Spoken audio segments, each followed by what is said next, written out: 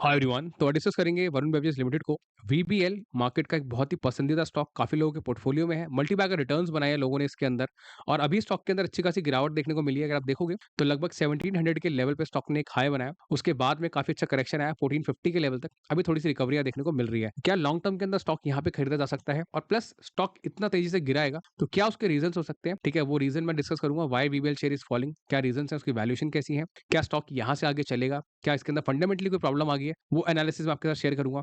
Growth prospects क्या है, current capex क्या है, और इंडस्ट्री का एनालिसिस क्या है, ये इनकी कॉन्फ्रेंस कॉल है। मैनेजमेंट ने कुछ इंपॉर्टेंट पॉइंट्स शेयर करे हैं, ठीक है, वो मैंने हाईलाइट करे हैं यहाँ पर। तो जो भी मैंने हाईलाइट करा है ये सब मैं आपके साथ शेयर करूंगा। ठीक है, लॉन्ग टर्म व्यू क्या बन रहा है स्टॉक के अंदर। प्लस तीसरी चीज, अभी भी क्या ये मल्टीबैगर बन सकता है, क्या स्टॉक को यहाँ बेच देना चाहिए। तो वो सारी चीजें डिस्कस करेंगे कि कंपनी की अभी की वैल्यूएशन कैसी है, और लॉन्ग टर्म में कंपनी क्या कैपिटल एक्सपेंडिचर कर रही है, क्या खर्चे वगैरह कर रही है, जिससे इनकी आने वाले 3 4 5 साल की परफॉर्मेंस हम एनालाइज कर पाए कि ग्रोथ कैसी दिखेगी। तो वीडियो जो होगा वो सिर्फ एजुकेशन पर्पस के लिए होगा। कोई भी पैसे की रिकमेंडेशन मैं आप लोगों को नहीं दूंगा। बाय करना है, सेल करना है, आप अपना डिसीजन खुद लेंगे। अपने फाइनेंशियल से जो डिस्कस करेंगे उसके बाद ही कोई बाय सेल आप इसमें करेंगे।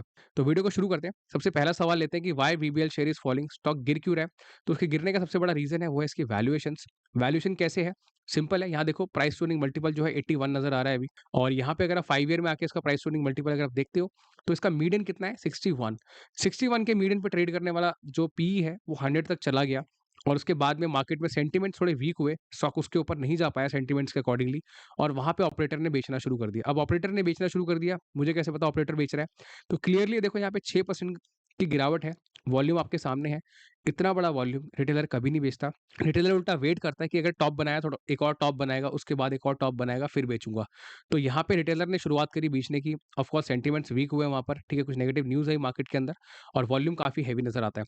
तो 100 का पी था, ऑपरेटर ने यहाँ गिरा दिया। और कैसे पता लगता है, 5 ईयर्स में देखा हमने, आप 3 ईयर्स में भी देख लो। 61 का मीडियन था, स्टॉक 100 तक गया, और उसके बाद में यहाँ पे स्टॉक को करेक्शन दिया गया। लेकिन क्या ये स्टॉक अभी और नीचे गिर सकता है? एक सवाल आपके दिमाग में आएगा ना, कि अभी ये 100 के लेवल से 81 पे आ गया, तो क्या ये 61 तक आ सकता है या 70 के लेवल तक आ सकता है? तो उसका जवाब क्लियर यहाँ पे देखो ये है कि अगर आप इसको एनुअल लेवल पे देखते हो, 100 मतलब कि 1 ईयर के लेवल पे, तो 100 का पी था, यहाँ पे आया। लेकिन इसका जो एनुअल मीडियन पी है वो 83 पर है, मीडियन, ठीक है। जो मीडियन 3 साल में 61 है, वो मीडियन 1 ईयर में 83 है। आप देख सकते हो ये लाइन बनी हुई है यहाँ पर, ये इसके ऊपर ऊपर ट्रेड कर रहा है, उसके आसपास में ट्रेड कर रहा है, उसके बाद यहाँ नीचे आता है, अब वापस से रिवर्स कर रहा है। इसका मीनिंग ये है कि स्टॉक ने यहाँ पे एक न्यू नॉर्मल बनाया। न्यू नॉर्मल का मीनिंग ये है, जो मीडियन इसका 3 साल में 61 था, वो 1 ईयर के अंदर 83 के आसपास है। अगर ये ट्रेड करेगा तो इसके आसपास करेगा, अनलेस एंड अनटिल मार्केट में बेयर रन शुरू हो जाए, सेंटिमेंट्स काफी नेगेटिव हो जाए, ग्लोबल जो इवेंट्स हैं वो इतने नेगेटिव हो जाए कि मार्केट को वहां पे करेक्शन दिखाना पड़े। तो ऑफ कोर्स ऑपरेटर अगर बेचेगा तो जितने स्टॉक्स और बेचेगा उसको ये भी बेचना पड़ेगा, क्योंकि वहां पे उसको पैसा निकालना होता है, क्योंकि बेयर रन शुरू होता है। तो ऑपरेटर को कहीं ना कहीं जो ग्लोबल इवेंट्स है उसके हिसाब से चलना पड़ता है। तो नेट नेट मुझे नहीं लगता इसके नीचे आना चाहिए। ऑफकोर्स हम गारंटी नहीं दे सकते किसी भी चीज की, लेकिन ये लाइन या डिफाइन करती है कि स्टॉक लगभग लगभग 80 के आसपास के पी के पास ट्रेड करेगा जब तक मार्केट के सेंटिमेंट्स पॉजिटिव रहेंगे। ठीक है, ये होगी पहली चीज की स्टॉक गिर क्यों रहा है। इसके अलावा कोई और रीजन नहीं है, कोई कह रहा है फंडामेंटल वीक हो गए, ये हो गए, वो मैं अभी कवर कर दूंगा। कॉन्फ्रेंस कॉल और पूरी प्रेजेंटेशन है, सब बता दूंगा आपको। ठीक है, दूसरा सवाल लेते हैं कि ग्रोथ प्रोस्पेक्ट्स क्या है और कंपनी केपेक्स क्या कर रही है।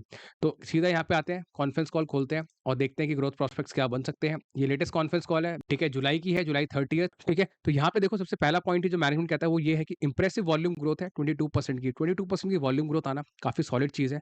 इसका मीनिंग क्लियरली ये है कि कंपनी के प्रोडक्ट की जो डिमांड है मार्केट में काफी अच्छी है। जो ग्रोथ यहाँ पे कंपनी कर रही है ना 28% की, ये प्राइस बढ़ा के नहीं कर रही है, ये कंपनी अपने वॉल्यूम को यहाँ पे बेच के कर रही है। ठीक है, इसका मतलब ये है कि प्रोडक्ट ज्यादा बिक रहा है, प्लस एक्सपैंडेड कैपेसिटीज है, जो सपोर्ट मिल रहा है, इनकी कैपेसिटीज बड़ी हैं, ये लोग काफी सालों से नया नया कैपेक्स करते आ रहे हैं।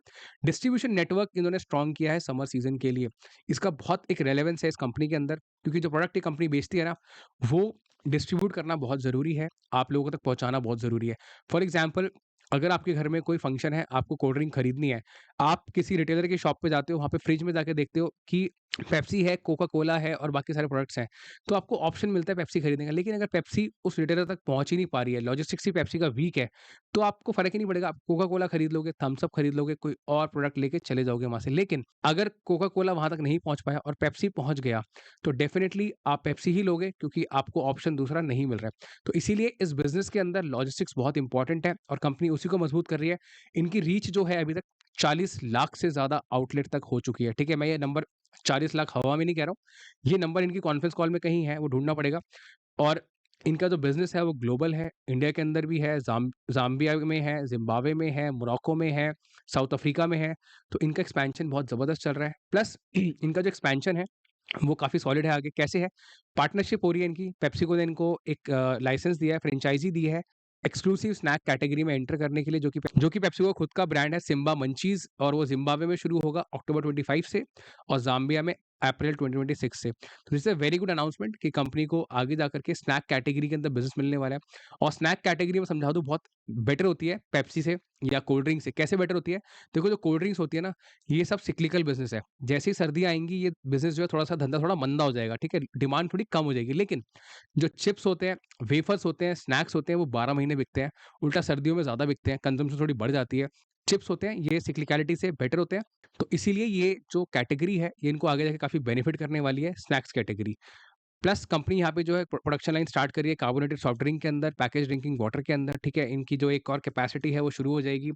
साथ के साथ कंपनी ने स्टॉक स्प्लिट भी यहाँ पे अनाउंस किया है। आप देख सकते हो स्टॉक स्प्लिट का मीनिंग क्या होता है? स्टॉक स्प्लिट का मीनिंग ये होता है कि जो अभी की फेस वैल्यू है, जो फेस वैल्यू आपको यहाँ ₹5 नज़र आ रही है, ये फेस वैल्यू ₹2 पे आ जाएगी। मतलब कि फेस वैल्यू घट जाएगी और जितने परसेंटेज से फेस वैल्यू घटेगी, उतने ही परसेंटेज से कंपनी स्टॉक के भाव को घटा देगी। आप अगर पीछे आओगे यहाँ पर, आपको यहाँ पे चार्ट में मैं दिखा देता हूँ कि देखो ये बना हुआ है एस, ठीक है? यहाँ पे देख रहे हो जून में कंपनी ने यहाँ पे स्प्लिट किया था। कंपनी ऑलमोस्ट लास्ट ईयर 1 साल पहले ही अपने जून के अंदर इन्होंने अनाउंस किया था स्प्लिट, और लगभग स्टॉक 800 के भाव पे आ गया था। क्या मतलब था? इसका मतलब ये था कि स्टॉक का भाव लगभग 1600 के आसपास था और वो आधा करके इन्होंने 800 पे लाए थे। पीछे जाओगे एक और यहाँ कहीं पे आपको स्प्लिट नज़र आ जाएगा। देखो यहाँ पर है 300-400 का भाव था लगभग, इन्होंने स्प्लिट किया, मतलब कि 800 के भाव से स्टॉक को गिरा के नीचे ले आए। इसका बेनिफिट कुछ नहीं होता है, इसका बेनिफिट सिंपल ही होता है कि जो रिटेल पार्टिसिपेशन है वो बढ़ जाता है। लोगों को लगता है कि स्टॉक सस्ता हो गया, जबकि स्टॉक सस्ता नहीं होता है। वैल्यूएशन में कोई भी फ़र्क नहीं पड़ता है। अगर आप यहाँ जो पीई देख रहे हो, ये पीई नहीं घटेगा, ठीक है? नंबर ऑफ शेयर्स घट जाएँगे, बस दैट्स इट, इसके अलावा कुछ नहीं होता है। लेकिन लोग स्टॉक को और खरीदते हैं और जो रिटेल पार्टिसिपेशन है थोड़ा बढ़ जाता है, स्टॉक का भाव बढ़ जाता है, दैट्स इट। बाकी यहाँ देखो डिमांड शानदार आ रही है, कंपनी अपने पोर्टफोलियो पे काम कर रही है, अपने नए-नए प्रोडक्ट्स को यहाँ पे बढ़ा रही है, प्लस अपना जो एक नेटवर्क है उसको इंक्रीज़ कर रही है। इनके जो मार्जिन्स हैं वो इम्प्रूव हो गए हैं। कैसे इम्प्रूव हुए हैं? यहाँ पे देखो 23% से बढ़ के मार्जिन 28% हो गया है। वो हुआ है ज़ीरो शुगर, ठीक है? अगर जो ज़िम्बाब्वे है वहाँ पे लोग कम शुगर वाली कोल्ड ड्रिंक्स प्रेफ़र कर रहे हैं। तो जब कम शुगर डलेगी तो ऑफ़ कोर्स कम शुगर का खर्चा आएगा, और वो खर्चा फ़ायदा किसको मिलेगा? कंपनी को डायरेक्टली इनके मार्जिन्स के अंदर। प्लस कुछ पैकेजिंग है, लाइट वेट पैकेजिंग कंपनी कर रही है, उससे भी इनके मार्जिन्स जो हैं आगे जाकर के इम्प्रूव हो रहे हैं।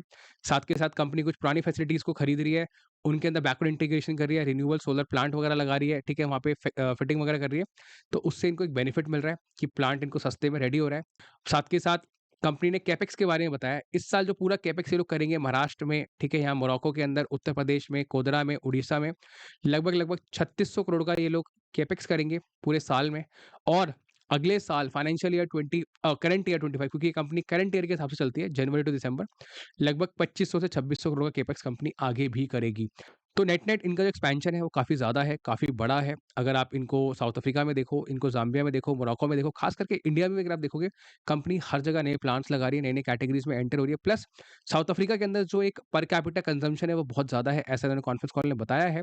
लगभग 5-6 टाइम्स है जो कोल्ड ड्रिंक यहाँ बिकती है, 5-6 टाइम्स अफ्रीका में बिकती है। प्लस वहाँ पे जो इनका मार्केट शेयर है बहुत कम है। कंपनी आगे जाकर के वहाँ पे अपना मार्केट शेयर और बढ़ाएगी। वहाँ पे लोगों की जो पॉपुलेशन है वो बढ़ रही है, ठीक है? तो अपसाइड कंपनी को आगे और नज़र आती है। प्लस बाकी ही जो कंट्री से लोग टारगेट कर रहे हैं, वहाँ पे भी इनको आगे अच्छा एक पॉजिटिव मूव नज़र आता है, लॉन्ग टर्म व्यू के हिसाब से। तो नेट-नेट सारी कहानी करने के बाद मेरे को ये लगता है कि इनकी जो फ्यूचर है, इनकी जो इंडस्ट्री है, वो काफ़ी सॉलिड है। प्लस उनकी कैटेगरी बढ़ रही है स्नैक्स के अंदर, कोल्ड ड्रिंक के अलावा जूसेस के अंदर, वो इनको आगे जाके काफ़ी फ़ायदा करने वाला है। 28% की ग्रोथ है। मैनेजमेंट ने क्लियर गाइडेंस दी है कि आगे जाके इनकी ग्रोथ डबल डिजिट होने वाली है, अगले क्वार्टर में भी, प्लस मार्जिन्स तो इम्प्रूव हो ही रहे हैं। तो अब इतनी कहानी करने के बाद लोग बोलेंगे भाई स्टॉक को खरीद ले, मल्टीबैगर बनेगा या नहीं बनेगा? देखो इंडस्ट्री अच्छी है, सारा कुछ सॉलिड है। अगर आप लॉन्ग टर्म का व्यू देखते हो, तो मुझे लगता है स्टॉक को खरीदने में कोई प्रॉब्लम नहीं है। स्टॉक यहाँ से आपको नीचे की तरफ मिल रहा है। अगर आप टेक्निकल व्यू देखोगे वीकली के हिसाब से, तो स्टॉक 6-6 महीने में सिर्फ एक ही बार मौका देता है, लगभग 20 डे मूविंग एवरेज के पास अपने वीकली चार्ट में आने के। देखो यहाँ पे देख रहे हो आप, स्टॉक लगभग कहीं 712 पे था, 563 पे आया, फिर ऊपर गया 871, फिर नीचे आया, फिर यहाँ देख रहे हो ऊपर गया, फिर थोड़ा-सा यहाँ के नीचे इसने मौका दिया, लगभग 1500 के लेवल से नीचे आकर के 1300 के लेवल पे वापस से 1700 के लेवल से नीचे मौका दे रहा है। मतलब ट्रेंड को देखते हुए तो लगता है कि स्टॉक ने मौका दिया है, ऊपर जाएगा फिर से। लेकिन एक चीज़ का ध्यान रखो, past performance is not a guarantee of future. अगर पीछे स्टॉक चला है तो गारंटी नहीं है कि आगे भी चलेगा। लेकिन जितने फंडामेंटल्स मैंने आपको समझाए अभी, अगर आपको समझ आते हैं, आपको लॉन्ग टर्म की ग्रोथ समझ आती है, आपको बैलेंस शीट में कैपेक्स समझ आता है, इतना हेवी हो रहा है जो, ठीक है? प्लस अगर आपको इनकी ग्रोथ यहाँ दिख रही है, तो ऑफ कोर्स ये स्टॉक आगे जाके अच्छी परफॉर्मेंस दे सकता है। साथ के साथ अगर आपको बाकी चीज़ें और जाननी है बता देता हूँ, आरओसी, आरओई काफ़ी हेल्दी है कंपनी का। अगर आप यहाँ क्वार्टरली रिजल्ट देखोगे तो हेल्दी आया, एनुअल रिजल्ट भी कंपनी का हेल्दी है।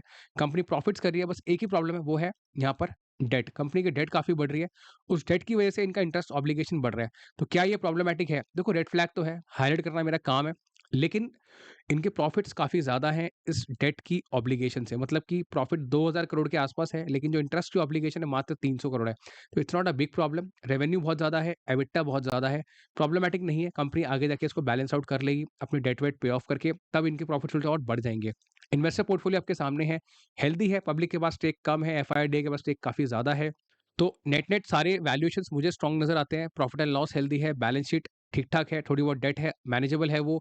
इन्वेस्टर पोर्टफोलियो यहाँ पे हेल्दी नज़र आता है, ग्रोथ काफ़ी सॉलिड नज़र आती है आगे जाकर के। बट मैं आपको यहाँ पर किसी भी तरीके से पुश नहीं कर रहा हूँ स्टॉक को खरीदने के लिए, कोई ल्योर नहीं कर रहा हूँ। आपको ये अगर लॉन्ग टर्म के हिसाब से स्टॉक समझ आता है, आप खरीद सकते हो।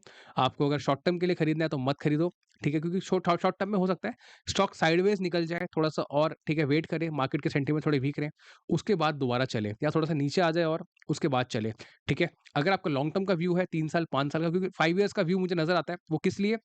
अगर आप इनके एक्सपेंशन प्लान देखोगे जितने मैंने आपको वहाँ दिखाए, तो कंपनी आगे 5 साल की बात करती है सीधा-सीधा, छोटी-मोटी बात नहीं करती है कि नेक्स्ट 5 इयर्स के अंदर इनके एक्सपेंशन्स किस तरीके के होने वाले हैं।